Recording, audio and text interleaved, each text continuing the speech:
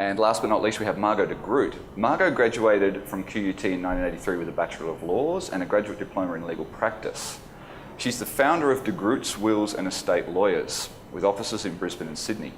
She also founded the Queensland branch of the International Society of Trust and Estate Practitioners and was a founding member of the Queensland Law Society Succession Law Committee.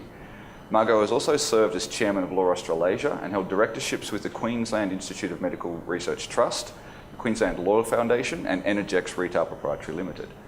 Her journey to publication began about 4 years ago when she joined with Mark Vincent to co-author a book on how to maximise your marketability called Social Media is Not Enough. The focus of the book is on helping us to develop the personal skills to enhance our profiles, enable us to engage more effectively with clients and colleagues. Please join me in welcoming Margot. Thanks. So as you can see, their backgrounds are really diverse and their writing is also really diverse. So I'd like just to get a sense from each of the guests in the beginning, just what their projects are about and what it was that got them into writing in the first place. So maybe we'll start with Margot. If you could just tell us a little bit about your book and what brought you to this project. Well, the genesis of the book actually was with Mark, and that was going back about 20 years. He's been a teacher and an educator. He's an MBA student and also has a business which focuses on marketing, particularly to professional service firms. And he and I met about 15 years ago. We work quite a lot within our practice. He's done a lot of work with facilitation and conferences for us, but also helped us with our marketing strategy. So he asked me about 4 years ago, he'd been writing by that stage, probably for about 6, just as he could. In the busyness of life, it was hard for him to devote a solid amount of time to it, and I joined him 4 years ago in the co-writing of it, but really to bring that practical perspective of having been a lawyer for a number of years and really understanding what lawyers particularly struggle with, and thinking, well, those same skills are really applicable to most professional service individuals, people within that industry, to know how to relate to people better, to know how to network, interview. So it was bringing that practical perspective that I thought that I could help him co-write the book with. It's a very specific skill set that you have in your profession that is, that we would envy the rest of us, looking at what you're able to do, how you're interacting with clients, etc. So that's kind of what brought you to the project? Yes, it was the feeling. I said to Mark, look, I haven't been to the School of Creative Writing, which I'm very admiring of, and thought, well, could I really go about co-writing a book with him without having had that skills background? But legal writing is very much something that I've obviously done quite a lot of, and I thought, well, it would be the sort of writing that I could master. And we worked closely together. There were times when we wrote separately, but there were times when we collaborated. And we also had the benefit of some very good input from people at the QUT. Peter Little was tremendously helpful towards the project. And so it was something that I learnt as I wrote in terms of developing a style. But I knew, thankfully, from the experience I'd had, I felt comfortable. Great, thank you. And it strikes me that all your books are really different, with especially different readerships in mind, pitched at different audiences. I wonder how you conceive of that in the writing process, or even before you start writing. Are you thinking about an audience that you're pitching it to? Do you have specific readers in mind? Do you write to them, or is it something you just write for yourself? Well, in my case, it was definitely the professional service firm audience that I thought would be most, or would find the book the most useful. So that was the target audience. And it wasn't a case of people who were just new into, sorry, am I echoing, or is it just my imagination? It was about sort of people who were going into their careers, but it was also about, I'd noticed over the years that many firms complained about not being able to generate enough work, and perhaps inadequacy of the skills of the people working in their firms, in terms of maybe all the rainmaking fell on their shoulders rather than on other people in the firm taking responsibility. So I felt very much that I wanted something that was practical, that was going to appeal to people who were time poor, So, because many people just don't have time to read a 300-page book. So the style of the book had to be such that it could be easily read, and that was where we derived the idea of having 10 points for each particular topic, and then a summary at the end of each chapter, so that if people literally just want to read the headings, that would be something that would at least give them enough. So there was very much, yes, the target audience, but also thinking about the characteristics of that target audience, and then trying to write in a way that would mean that they could pick up the book and use it. And were they decisions that you made early on, or did you kind of come to those realisations as you drafted it? No, it was something that, well, Mark and I both felt very much of the same view in that regard. He had consulted to a lot of professional service firms, so he realised the importance of having something that was very easy to read and to distill it down to its essence. That was the other big challenge, not to have a very sort of a wordy series of paragraphs, but to really get the idea that we were trying to convey down to its essence so that people could pick up that idea and run with it. So, and again, I mention again, his background as a teacher helped in that regard. His background as a consultant to a variety of firms helped. But also we spoke to a lot of people and gauged what the readership might be interested in, and tried to, as social media came into being, because we started writing prior to social media being a tool that's now frequently used, we had to keep thinking as time went on about new aspects to include in the book so that it maintained its relevancy. And do you have plans for like second editions or to update? Already we're thinking about things that we could include, and there are particularly ideas on leadership that we've spoken about. Mark's thinking of coining the same, or suggested that we go with, social.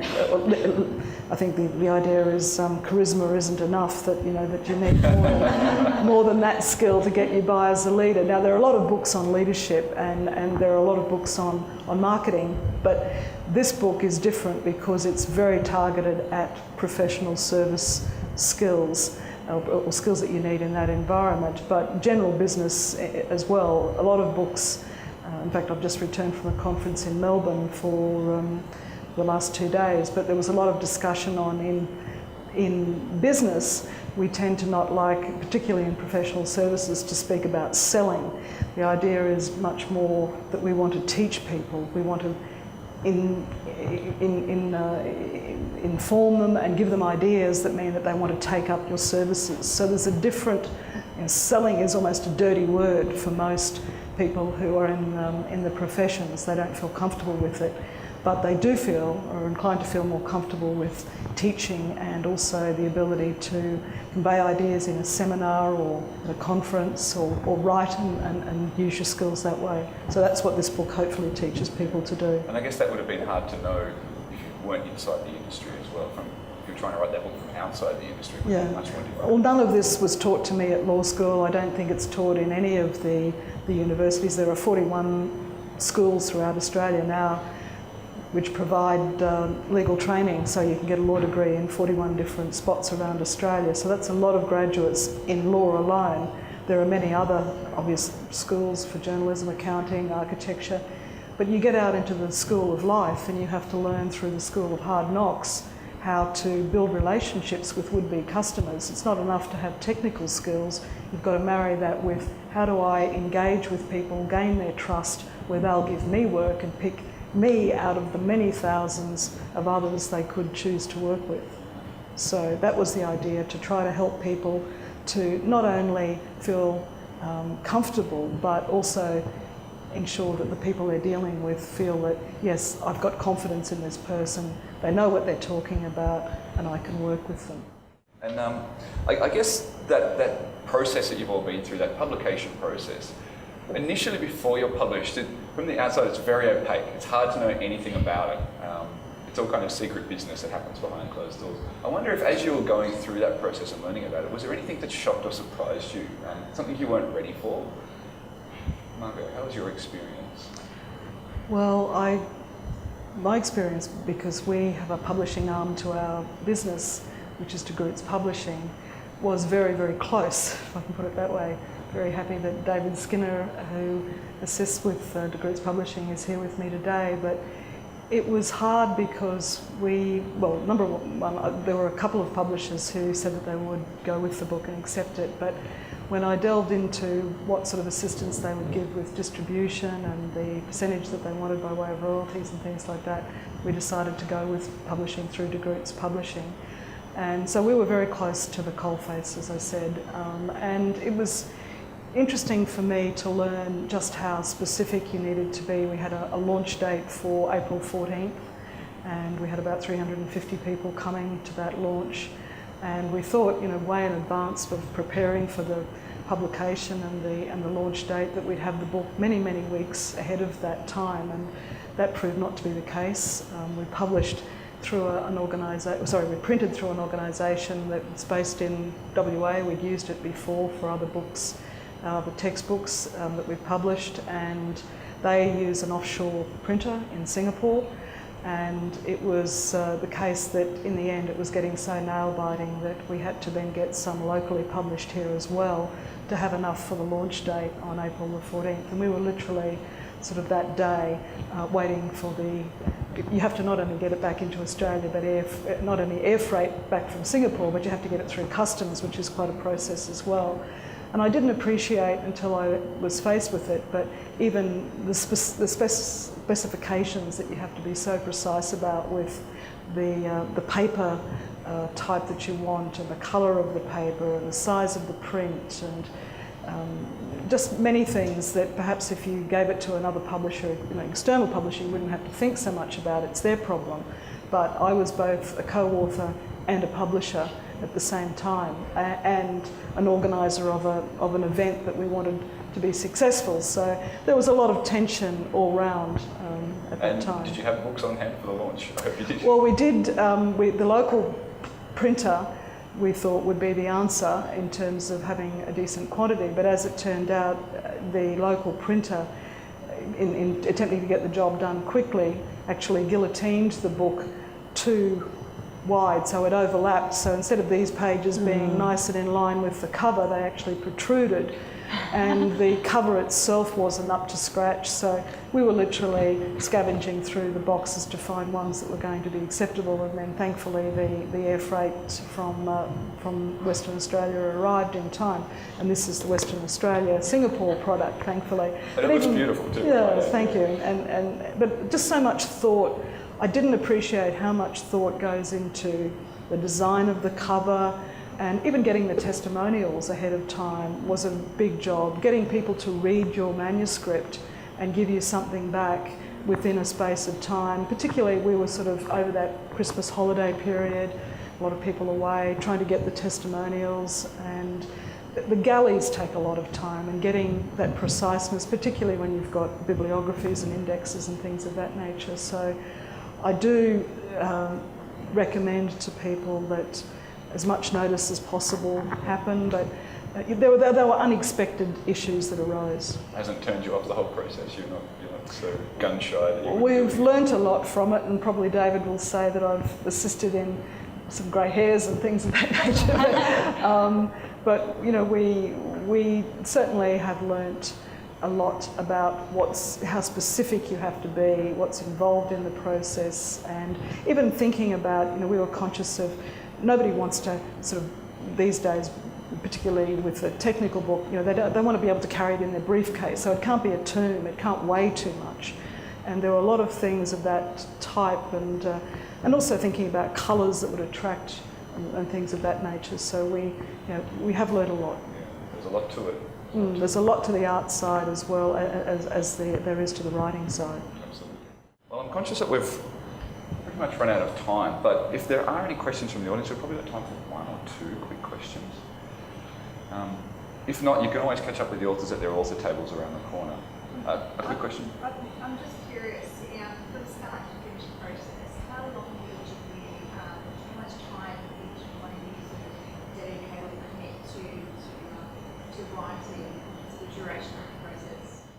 So, the only thing I'd add is my experience was probably different to the other three because I was co-writing a book, and that brought in another dimension of difficulty of trying to make sure that we could sort of allocate time to get together and talk about ideas. There was also then the reading necessary. It wasn't creative writing, such as some of the other authors. It was work that we needed to do research for, and then come back to sort of write about. So it was mainly weekend writing, and sort of burning the candle, particularly over the last, in the last sort of 6 to 8 months prior to actually, there was a lot of. It was the rewriting, but it was also the fine-tuning as a result of what the editor would come back to us with, and just trying to make sure that we hadn't missed anything. Yeah. And new ideas kept happening. The world didn't stop. That was the other problem. New ideas kept arising, and we thought we need to include that, so that would then further delay the actual publication. It's always more work than you think it's going to be. I think it's the general message, isn't it? Well, please join me in thanking our panel today. I think it was very enlightening.